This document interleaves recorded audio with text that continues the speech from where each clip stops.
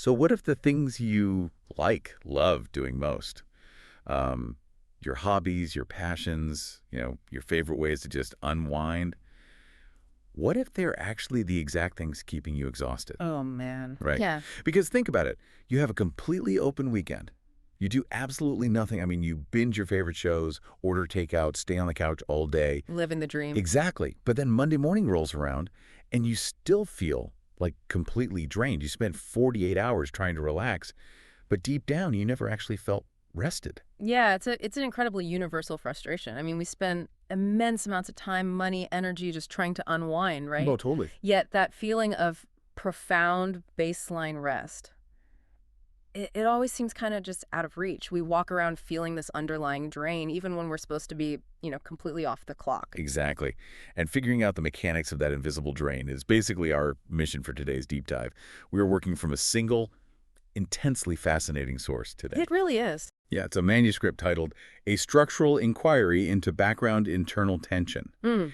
And we are going to completely reframe how you understand stress, how you experience pleasure, and what it actually takes to, stop that battery drain. And I have to say, it is a truly paradigm-shifting text. The author isn't just offering, another set of generic productivity hacks or, quick mindfulness tips. Right. No, just take deep breaths stuff here. Exactly. This is a structural teardown of human reactivity. Yeah. It's a look at the actual physiological and psychological architecture of, well, our suffering and our joy. Okay, let's unpack this. Yeah. Because we aren't just talking about being in a bad mood, right? I want to be super clear on definitions here. Sure. This isn't about, getting annoyed because someone cut you off in traffic or feeling that surface-level frustration when you spill your coffee. The source is pointing to something much more fundamental. Right. The source gives this a very specific operational name. It calls it background internal tension, or BIT. BIT. Yeah, and the text defines this as a deeper layer of inner contraction. It's a baseline reactive burden. Basically, it's the underlying cost of how the organism, meaning how you, physically and neurologically, braces defensively against life itself. It's the bracing. That word really sticks out to me. Yeah, bracing is the perfect word. When you're walking on a sheet of ice Mhm. without even thinking about it, your entire body tenses up so you don't fall. Yes, Your exactly. jaw locks, your shoulders hike up, your breathing gets all shallow. And we do that psychologically all day long, don't we? We absolutely do. And physiologically, it's basically a constant drip of cortisol, a low-grade activation of your sympathetic nervous system. Oh. And it's not necessarily the conscious, articulate thought of, I am having a hard time right now. It's the subtle, ongoing tightening in your system that sits entirely beneath those thoughts. But to truly understand how to dismantle this, the source argues we have to stop mislabeling our experiences. We constantly confuse the external thing that happens to us with how our bodies react to it. We blend the stimulus and the reaction together like they're the same thing. Exactly. But the text asks us to deconstruct this whole process into three very distinct categories. Okay, lay them out for us. First, there is pain. And the source defines pain very simply as the sensory input itself. Like just the physical feeling. Right. Heat, bitterness, sharpness, heaviness. It is just the raw data of the sensation. At this stage, it doesn't include any emotional suffering at all. That's fascinating. It's just neutral data. Exactly, just data. Yeah. Then, following that, you have the danger signal. Okay. This is your nervous system's alarm function. It's the acute, adaptive, pay attention, or withdraw command. It's a completely healthy, reflexive mechanism. Like if you touch a hot stove. Yes. The danger signal is what makes you instinctively pull your hand back before you even realize you've been burned. Makes sense. But then we arrive at the critical third category, background internal tension. The BIT. The BAT. This is the degree to which your entire organism contracts, braces, or defensively mobilizes in response to that pain or danger signal. So it's like the hangover from the reaction. Sort of, yeah. It is the lingering, underlying cost of reacting. I was trying to wrap my head around this earlier, and the best way I could picture this whole mechanism is by comparing the human nervous system to a smartphone. Oh, I like that. How so? Think of pain or that sensory input as the notification popping up on your screen. It's just a neutral alert, like a text message, an email, a calendar reminder. Right, just data coming in. Exactly. Then the danger signal is the phone vibrating or ringing to make sure you actually look at it. It demands your attention. Yeah. But background internal tension, That is the invisible, super heavy app running in the background. The one constantly tracking your location, continuously refreshing data, and just completely draining your battery. That is a brilliant analogy. You don't see it on the screen, but it's the reason your phone is dead by noon. Exactly. Yeah. The notification itself doesn't drain the battery. It's the invisible processing power required to run the heavy application that does. And this brings us to a really crucial distinction the text makes about how we perceive our own lives. It says that discomfort is just the conscious face of that background tension. Wait, say that again? Discomfort is when you finally look at your battery percentage, see it at 2%, and think, oh man, this is exhausting, I need this to stop. Oh, wow. Okay, but wait. If pain is just the notification, and the background tension is what actually drains us, does this mean I can experience intense pain without actually suffering? Yes. Because practically speaking, that sounds almost like a superpower. It completely sounds like a superpower, but the source explicitly confirms this is possible. Because raw sensation and background internal tension are distinct mechanical processes, you can have two entirely different situations occur. Okay, give me an example. So you can experience a very strong sensation with zero internal tension. The text uses the example of eating incredibly spicy or bitter food. Oh, sure. A person can clearly recognize that intense spiciness as raw sensation. They feel the heat, they know it's intense, but without that deeper inner strain screaming, this is unbearable, I have to escape this. Oh, I see. The sensation is fully present, but the background tightening, the bracing, simply doesn't happen. So they just observe the heat, the notification comes in, but they don't open the battery draining app to process it. Exactly. And conversely, and this is where the vast majority of us live our lives, you can have an incredibly weak stimulus but generate a massive amount of internal tension. Oh, definitely. Like what?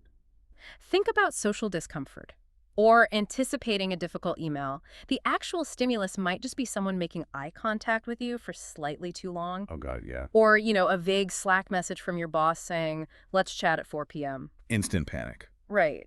The sensory input is incredibly weak, just light waves and pixels on a screen, but the background internal tension, the bracing, the flood of stress hormone, that inner contraction is enormous. You carry a massive reactive cost for a microscopic stimulus. Exactly, which completely drains the battery. Okay, that makes perfect sense. So if our baseline is constantly tense, like if we are running this background app all the time, how does that actually shape our behavior? Well, Because the source takes this idea of baseline tension and connects it directly to what we think makes us happy.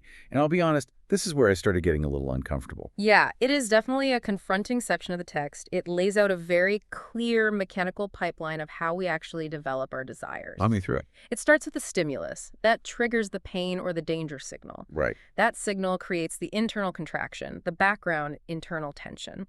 That tension eventually surfaces in our awareness as conscious discomfort. The 2% battery warning. Exactly. And here is the pivot. Your brain hates discomfort. So to deal with it, we scramble to adopt a learned behavior to manage or really mask that feeling.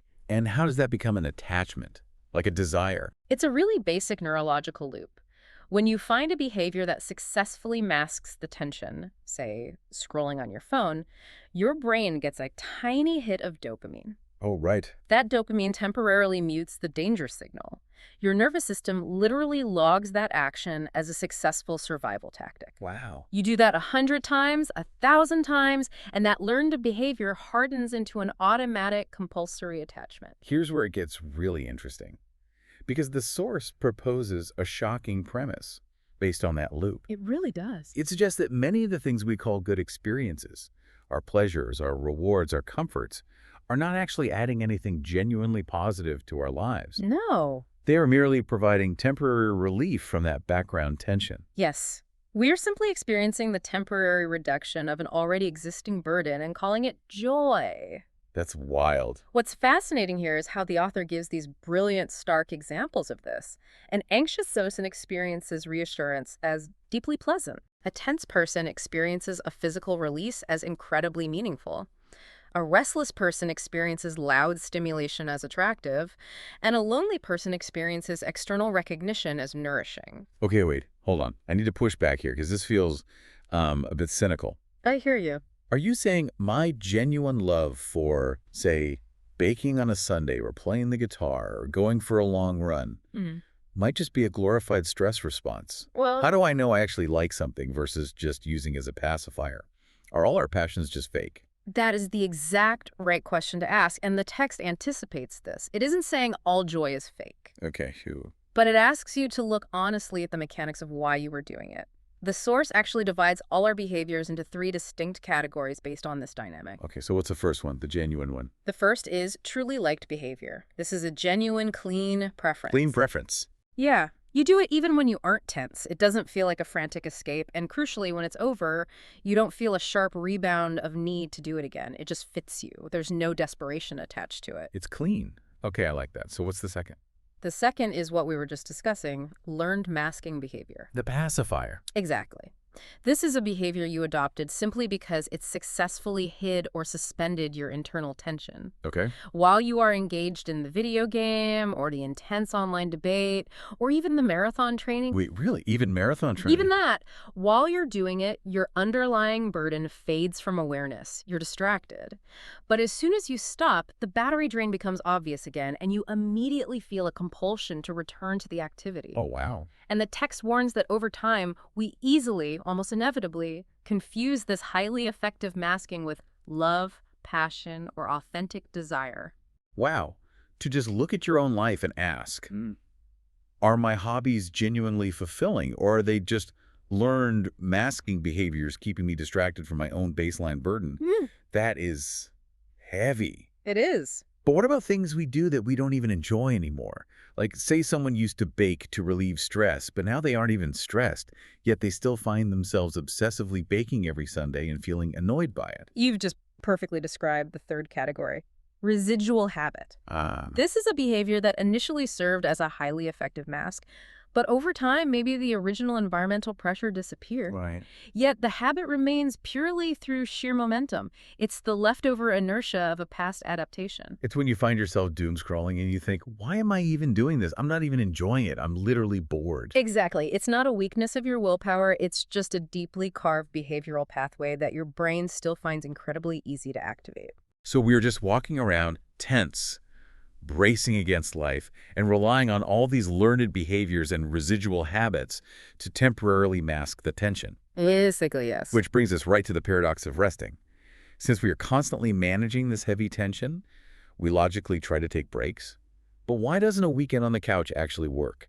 Because we fundamentally misunderstand the nature of recovery, the text draws a thick, unmissable line between 2 states that we constantly confuse: felt rest and actual load reduction. Let me guess. Felt rest is just masking. Exactly. Felt rest is purely subjective. It means your attention has simply been captured by something else. Like a movie or a conversation? Right, or a fantasy. So the background strain temporarily disappears from your immediate awareness. You feel better in the moment. You feel lighter. You might even say out loud, I am so relaxed right now. Yes.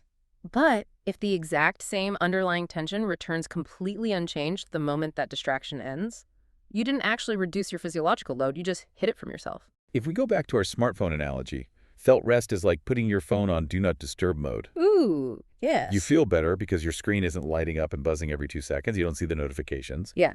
But that invisible heavy app is still running in the background. Still draining. The battery is still draining at the exact same speed. You just aren't looking at it. Right. Actual load reduction, on the other hand, would be going into the settings and actually force quitting or deleting the app. The baseline level of processing genuinely decreases. The system operates with less burden, whether you are distracted or not. That is exactly it. Perfect analogy. And the text deconstructs our everyday escapes using this framework, which really forces you to evaluate your habits. Let's look at sleep, for instance. I assume sleep has to be Yeah. actual load reduction, right? Yeah. I mean, you're literally unconscious. You would think so. And ideally, yes, deep restorative sleep is the clearest form of actual load reduction. But the author points out that for a highly tense organism, a lot of our sleep is actually just collapse sleep or avoidance sleep. Avoidance sleep. Yeah. It provides subjective relief. You are unconscious, so you don't consciously feel the tension, but your nervous system is still bracing. You are grinding your teeth, your heart rate variability is poor, and you wake up with the deeper baseline burden completely untouched. Okay, well, that completely explains waking up exhausted after 9 hours of sleep. Doesn't it? It really does. What about when we just throw ourselves entirely into a work project or a really intense video game, that like flow state feeling? The text calls that immersion, and it is one of the strongest forms of masking. Masking, really? Yes. Your attention narrows so intensely that all competing burdens simply vanish from awareness. You feel completely absorbed and capable. It feels incredibly valuable, and society praises it as productivity. Yeah. But immersion is not automatically freedom. Often, it is just a highly efficient suspension of visible strain. You are just using hyperfocus as incredibly strong do not disturb tape. Wow. Okay, so if hyperfocus is masking, what about the opposite? What about just spacing out, staring at the ceiling or scrolling through a feed without even really reading the words? The author notes that spacing out actually has two distinct forms, and they look identical from the outside but are structurally opposite. Okay, what are they? One is dull dissociation. Your awareness drops to a low, muddy resolution, and the burden fades simply because your whole system is numbing out. It's a defensive shutdown. Right. Like you're zoning out. Exactly. But the other form is an open, low-pressure clarity. Your physiological burden actually decreases, your breathing slows, but your awareness remains incredibly sharp and clear. Oh, I see. So one is a mask, the other is genuine load reduction. Okay, so this brings up the million-dollar question. If I realize that my battery is constantly draining, and my usual coping mechanisms, like my hobbies, my sleep, my flow states, are just putting the phone on Do Not Disturb, how do I actually delete the app? How do we achieve actual load reduction? Because if so much of what we call pleasure and rest is just a mirage of tension management, what does a genuinely good life actually look like when the engine gets fixed and the baseline burden drops? It's a profound shift. The source argues that to actually reduce the load, you have to catch the danger signal before it mobilizes into tension. How do you do that? It requires noticing the bracing, the physical tightening, the urge to distract yourself, and allowing the raw sensation to exist without immediately deploying a learned masking behavior to fix it. Like the spicy food. Exactly. And as that baseline tension starts to drop, your definition of a good life completely changes. The author outlines 4 categories of what we typically call good and shows how we mix them up. So what does this all mean? We just need to chase more pleasure. Well, pleasure is the first category. It's a simple, positive sensation. Sweetness, softness, delight. It's a genuine addition of a positive tone, completely independent of tension. It's wonderful. Okay, sounds good. But we constantly confuse pleasure with the second category, relief. Right, which we talked about. The removal of a negative burden.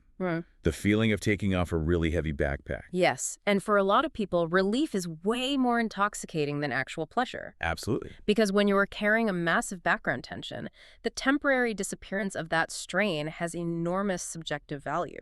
You'll chase it endlessly. Definitely. Then there is the third category, which is where a lot of us get trapped. Excitement. Well, excitement is bad. I always thought excitement was the goal. Not inherently bad, but structurally, excitement is just heightened gain. Your attention sharpens, your heart beats faster, the world feels highly charged. Right. But the source warns that excitement is constantly mistakenly chased as aliveness. Excitement is not necessarily peaceful. In fact, it often totally coexists with deep internal strain. Oh, wow. Think about it. A gambler is excited. Someone in a toxic relationship is excited. Oh, that's so true. It can actually amplify your instability. What we really want is the fourth category, fulfillment. Fulfillment. How does the text define that? As the quiet absence of lack. The quiet absence of lack. That is beautiful. It really is. It is not the addition of intense pleasure. It's not the dramatic weeping relief of removing a burden. And it is definitely not a spike in energetic excitement. It's just quiet. It is a settled baseline sufficiency. It's quiet, it's non-dramatic, and because it is so quiet, it is incredibly easy to miss. When we are tense, we think we need fireworks. Right. We mistake relief for pleasure, and we constantly mistake dramatic excitement for actual fulfillment. So if we step back from the specific definitions, how does this map onto what we broadly consider a successful, well-lived life? If we connect this to the bigger picture, the author maps these concepts onto 4 larger dimensions. Okay, what's the first? First is happiness, which the text argues is ultimately just a subjective summary. It's the felt sense that life is generally good, but that feeling could be made up of pleasure, relief, excitement, or any messy mix of them. Makes sense. Then there is stability. And stability is defined as the degree to which you do not require constant rescue or compensatory behavior just to remain functional. That is such a profound metric for evaluating your own life. Isn't it? Not how much money do you have or how impressive is your job title, but simply how much rescuing do you need from your own mind on a daily basis. Exactly. A highly tense person is deeply unstable, regardless of their external success, because they constantly need their next masking behavior just to survive the afternoon. Wow. The third dimension is freedom, and freedom here means freedom from internal compulsion. Like not needing the pacifier. Right. It's not about having a million external options or zero responsibilities. It's about not being blindly pushed, driven, or cornered by the desperate need to escape your own inner strain. Okay. And the last one. And finally, there is meaning, which is the felt placement of your life within a much larger frame.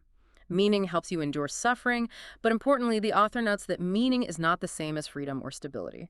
Right, because you can have a very meaningful life like, say, being an activist or a dedicated caregiver that is still utterly exhausting, constantly bracing and lacking internal freedom. Precisely. Which brings us to the source's ultimate conclusion.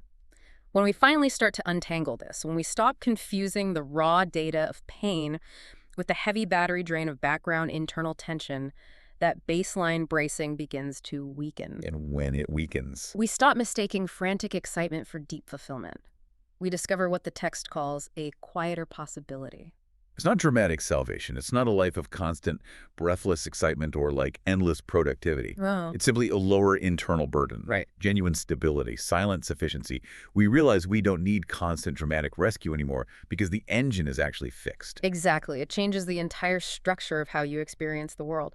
You begin to realize that a vast majority of what you previously valued, your intense attachments, your frantic hobbies, your chaotic relationships, they weren't actually valuable in themselves. They were just valuable because they functioned as highly effective medication for your tension. Wow.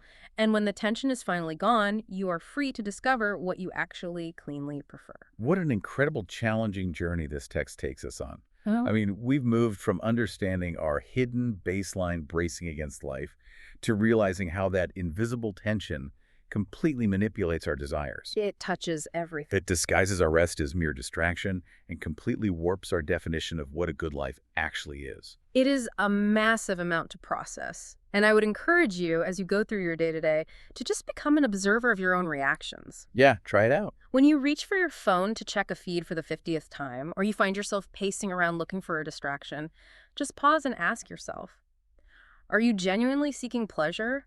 Or are you just trying to deploy a mask over a background tension? Are you acting from a clean preference, or are you just desperately seeking relief? It's a question that can really change the entire architecture of your day.